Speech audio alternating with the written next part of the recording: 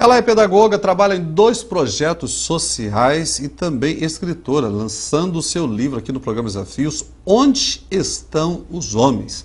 Eu converso com Carla Brunelli. Carla, é uma alegria recebê-la no programa Desafios. Obrigada, Eli. Eu que estou muito feliz de estar aqui com você, podendo falar desse trabalho. Então, menina, que história é essa? Um livro, Onde Estão os Homens? Tá dando o que falar realmente, né? O título é curioso, né? E é muito presente nas conversas femininas, né? No dia a dia. É a pergunta que não quer calar, né? O que aconteceu com os homens, né? Mas me explica como nasceu essa história do tema, Onde Estão os Homens? Bom, então eu trouxe um exemplar para você, te dar de presente, né? Eu sei que você trabalha, você é um pastor, é um líder, né? Lida com muitas mulheres, alguns homens. É verdade. E eu acho que vai ser útil, Muito viu? obrigado, Carla. Espero que eu vou ler. mesmo aí o seu trabalho. Vou ler, com Mas certeza. olha só como que surgiu isso. Até fruto da minha experiência profissional. A gente visita famílias, a gente trabalha em toda a região aqui, né, da Grande Vitória. E o que a gente percebia é que as famílias são eminentemente matriarcais. A gente não achava pai na família, não achava um avô, era avó, era mãe, as meninas muito novinhas também já começam a ter filhos, né?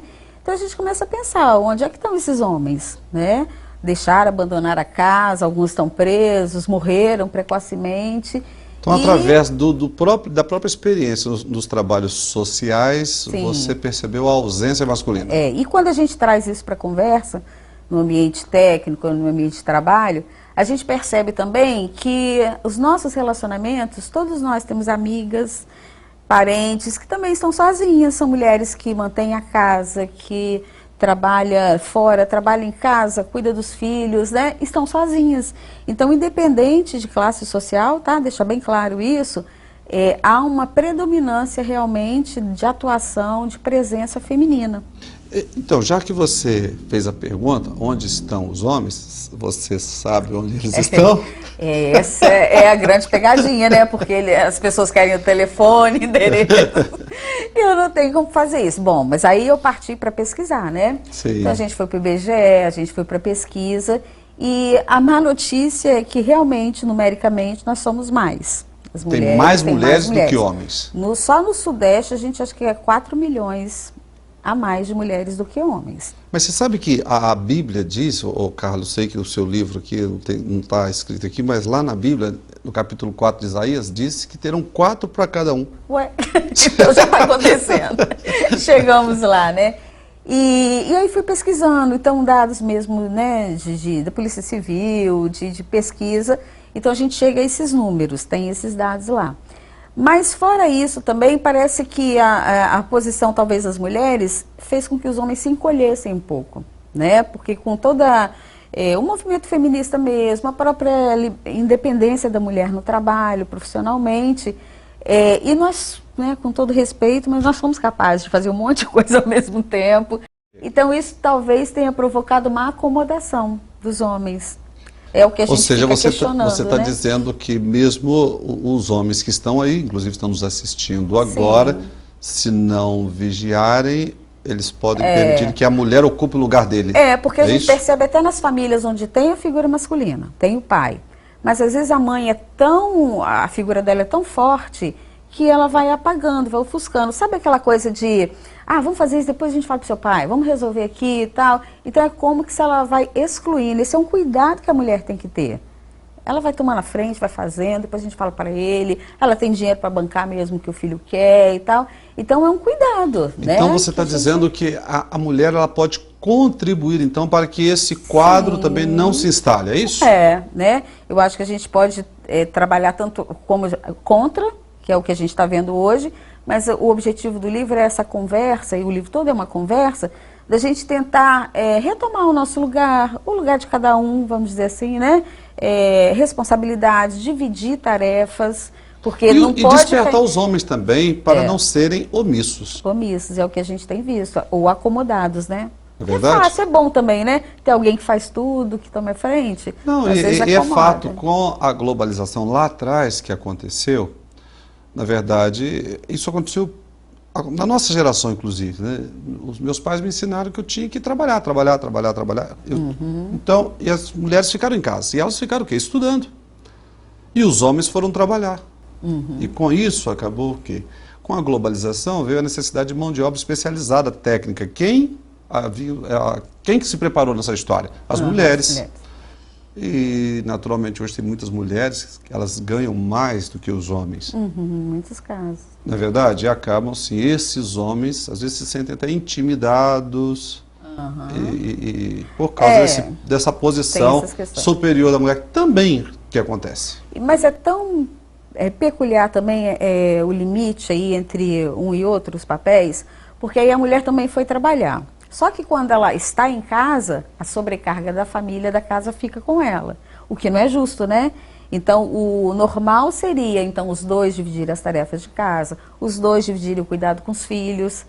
Né? Não precisa haver um ser superior ao outro. Tem que haver um equilíbrio, né? É o equilíbrio. Então, os extremos causam problema. E o homem está aguardando em casa, sentado, que ela faça todas as atividades, as tarefas de casa. É como se assim, eu sou o provedor, já botei dinheiro em casa, né?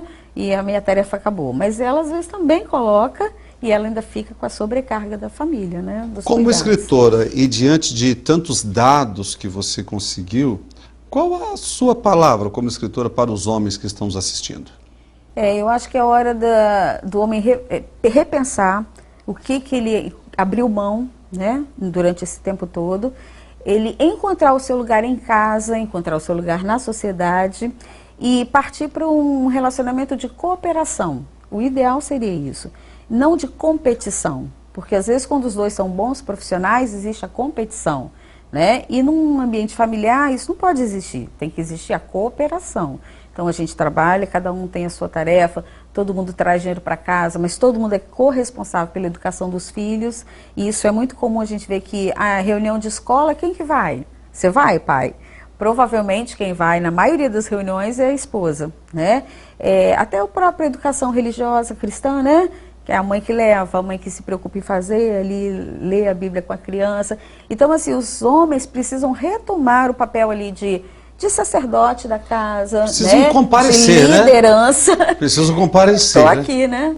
Tá faltando isso, né? Mas essa questão da liderança é muito importante. Né? Agora, você falou uma coisa no início do nosso bate-papo, e aí eu vou pedir agora para você também falar para as mulheres. Porque a pergunta, é o título do seu livro, Onde Estão os Homens? Mas qual deve ser o comportamento das mulheres também para nos ajudar? Aí é complicado, né? Porque as mulheres são muito para frente, as mulheres são muito resolvidas. E que seja, isso é uma coisa positiva. Mas é importante a gente não atropelar o papel do outro, né? E é importante colocar também, Eli, que o livro não trata só desse relacionamento de marido e mulher. A gente fala muito para solteiras também, né? Porque às vezes a jovem perde a maior parte, o melhor da vida dela, da juventude, nessa ansiedade, nessa expectativa de encontrar alguém que a faça feliz. E a gente vem conversando no livro que o bom da solteirice é você se preparar, você estudar, você viajar, fazer tudo que você pode fazer sozinha, né? E procurar ser feliz como você está. Porque quando você encontrar alguém, essa pessoa vai fazer parte da sua felicidade.